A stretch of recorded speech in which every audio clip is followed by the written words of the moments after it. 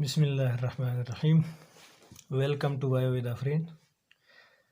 आज हम डिस्कस करेंगे surface structures of bacterial cell.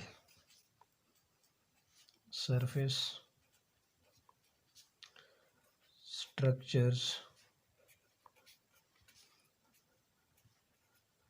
Of bacterial cell मतलब बैक्टीरिया का सरफेस स्ट्रक्चर, जो सरफेस पे इसके स्ट्रक्चर्स हैं वो कौन कौन से होते हैं।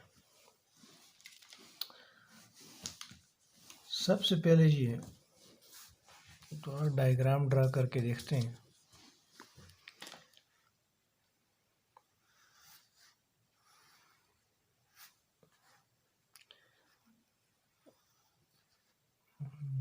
दूसरे नंबर पे सेल वॉल, तीसरे नंबर पे प्लाज्मा मेम्ब्रेन,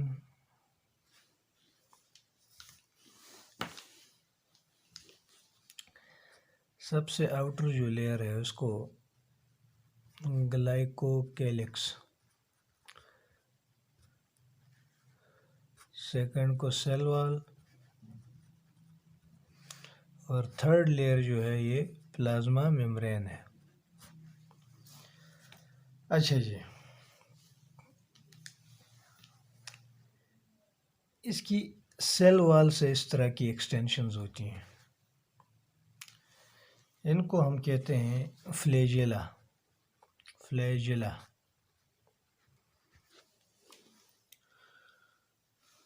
दूसरे नंबर पे इस तरह के ट्यूब लाइक स्ट्रक्चर्स होते हैं,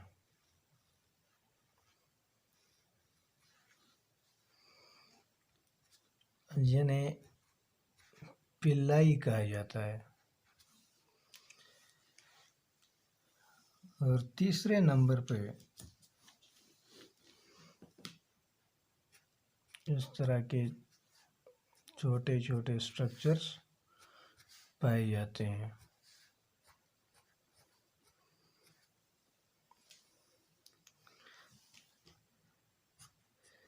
जिन्हें फिम्ब्रियाई कहा जाता है। फिम्ब्रियाई। और इन तीनों को यानी फिम्ब्रियाई,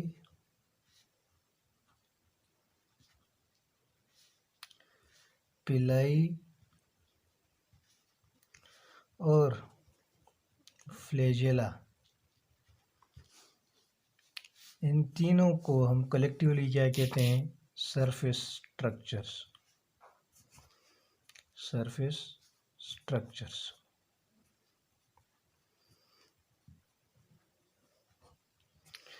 अच्छा जी, अब एक एक की कंपोजिशन देख लेते हैं, तीनों की अलग अलग कंपोजिशन देख लेते हैं। सबसे पहले देखते हैं फिम्ब्रियाई,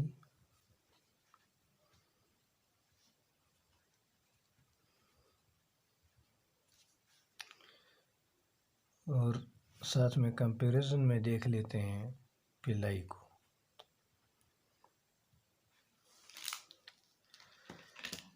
एक बात इन दोनों में कॉमन है कि फिम्ब्रियाई जो है किस तरह की शक्ल होती है इसकी, ये ब्रेसल लाइक स्ट्रक्चर होते हैं, जैसे बाल, ब्रेसल या हेयर लाइक स्ट्रक्चर।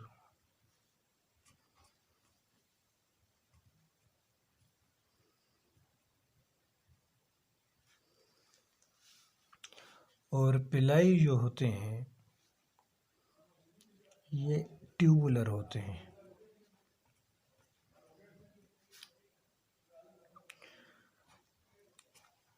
अच्छा, इसके बाद फिम्ब्रियाई हमारे पास मोर इन नंबर,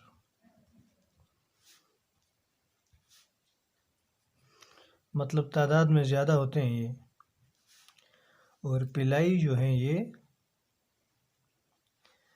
कम होते हैं, लेस इन नंबर।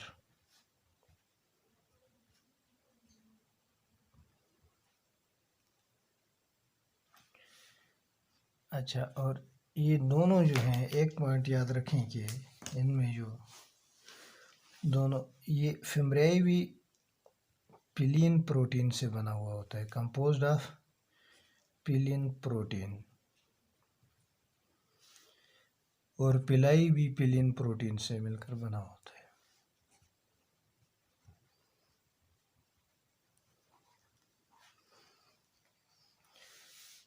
फिमरियाई का फंक्शन जो है, इट हेल्प्स इन अटैचमेंट,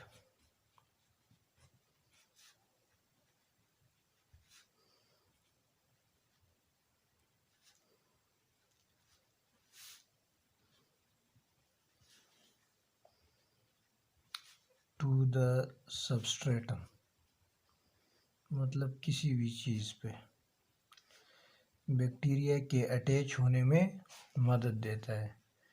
जैसे फॉर एग्ज़ाम्पल जो है रॉक्स हो गए, वुड्स हो गए, कुछ भी हो, किसी भी सबस्ट्रेटम जिसके साथ मतलब बैक्टीरिया अटैच होता है, तो फिमरियाई की मदद से। अच्छा, तो इस तरह अब पिलीन का क्या काम है? पिलाई का फंक्शन जो है, it helps in sexual reproduction. ये बात याद रखें कि बैक्टीरिया में ट्रू सेक्सुअल रिप्रोडक्शन नहीं होता है। इसमें हम एक बैक्टीरिया का डीएनए किसी दूसरे बैक्टीरिया में किसी भी तरह से एक बैक्टीरिया का डीएनए जब दूसरे बैक्टीरिया के अंदर ट्रांसफ़र होता है तो इसको सेक्सुअल रिप्रोडक्शन कहा जाता है। मिसाल के तौर पर हमारे पास ये बैक्टीरिया एक आ गया, ये दूसरा बैक्टीरिया आ गया, इनके दरमियान अब ये जो पिलाई है, ये इस तरह का ट्यूब बना लेती है,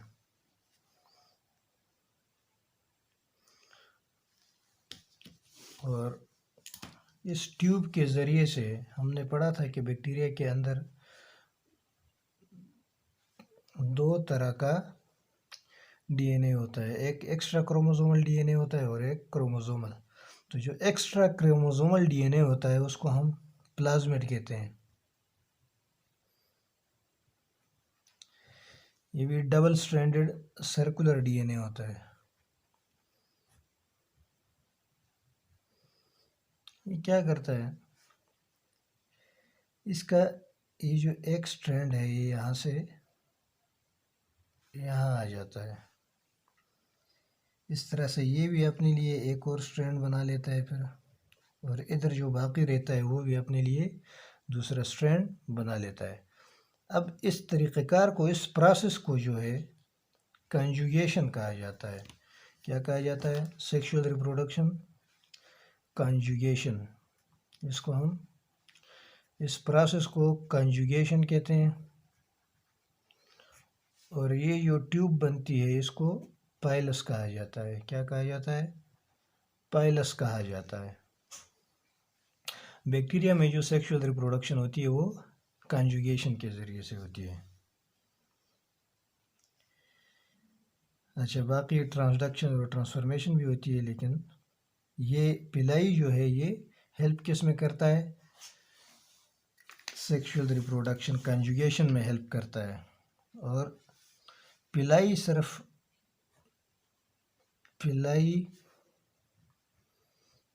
will be present या found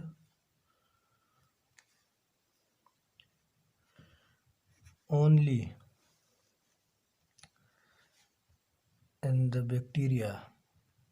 हमने कहा था कि प्लाज्मिड हर बैक्टीरिया में नहीं होता है, इसी तरह जिस बैक्टीरिया में प्लाज्मिड होगा उसी में पिलाई पाए जाएंगे, जिसमें प्लाज्मिड नहीं होगा उसमें पिलाई भी नहीं होंगी। Bacteria having plasmid.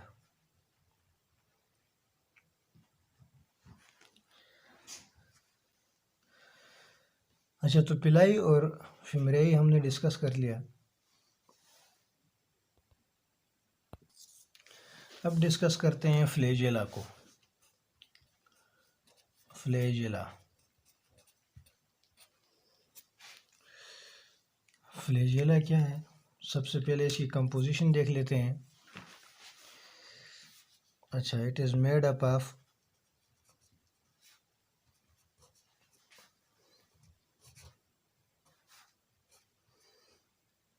फ्लैजेलिन protein. Flagellin, ये फ्लैजेलिन प्रोटीन से मिलकर बना हुआ होता है, स्पेशल टाइप ऑफ प्रोटीन है।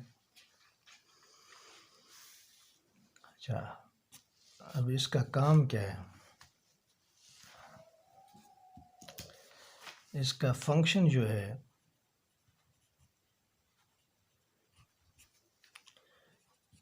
इट हेल्प्स इन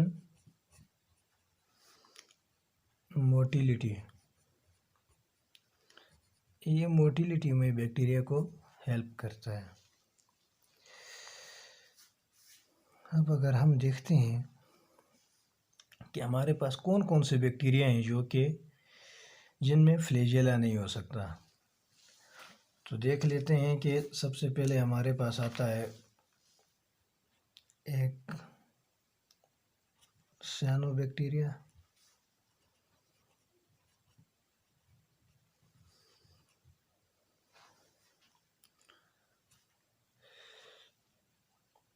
दूसरा है साइनोबैक्टीरिया के बाद माइकोप्लाज्मा।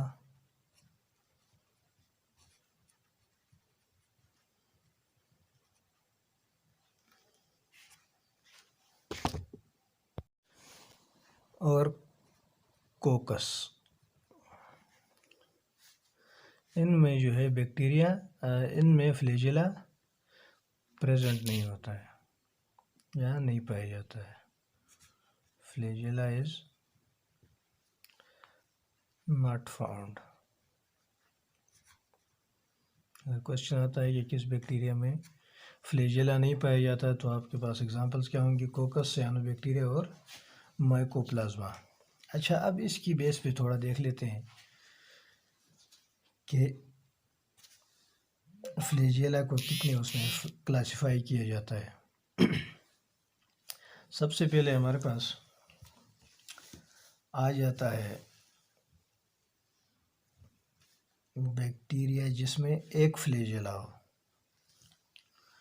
इसको हम कहते हैं मोनोट्राइकस।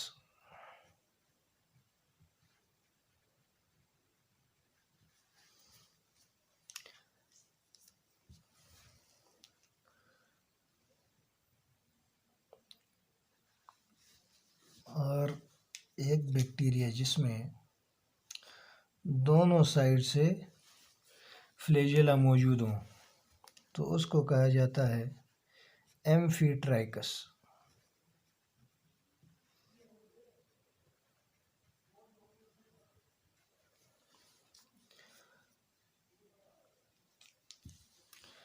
इसके बाद अगर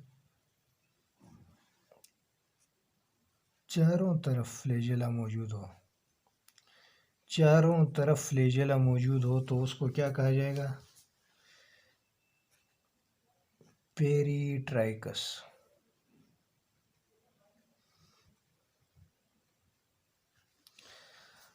अच्छा, उसके बाद अगर एक फ्लैजेला का एक ही साइड पे इस तरह से बंच हो,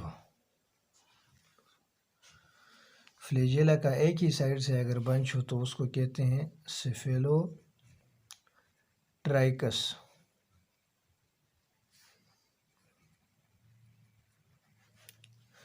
और अगर दोनों साइड से इस तरह का बंच हो फ्लैजेला का, तो उसको कहते हैं लोफोट्राइकस।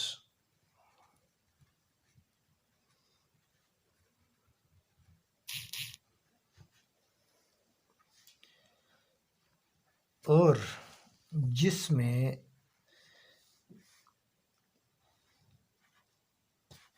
फ्लैजेला प्रेजेंट ना हो उसको कहा जाता है एट्राइकस। बैक्टीरिया जिसमें फ्लैजेला नहीं पाए जाते उसको एट्राइकस कहा जाता है, जिसकी एग्जांपल्स हमारे पास साइनोबैक्टीरिया, माइकोप्लाज्मा और कोकस हैं। अच्छा जी, अब ज़रा देख लेते हैं इसकी कंपोजिशन कि इसके कितने पार्ट्स हैं। फ्लैजेला, इसके कितने पार्ट्स होते हैं हमारे पास? 3 पार्ट्स हैं इसके, 3 पार्ट्स।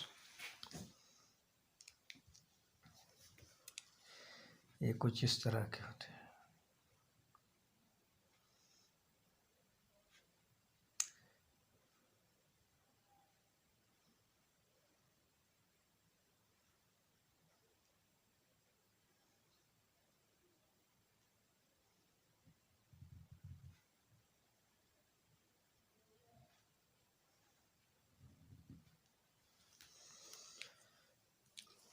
ये जो सबसे नीचे वाला हिस्सा है इसको कहते हैं बेसल बॉडी। बेसल बॉडी, और इस पार्ट को हुक कहते हैं। और ये जो लंबा हिस्सा है इसको फिलामेंट कहते हैं।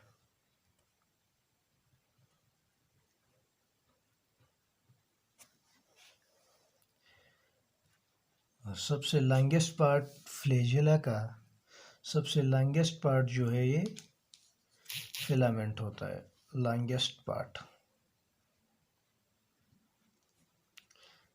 अगर पूछा जाए फ्लैजेला में सबसे लॉन्गेस्ट पार्ट कौन सा होता है तो फिलामेंट होता है। चाहिए था हमारा लेक्चर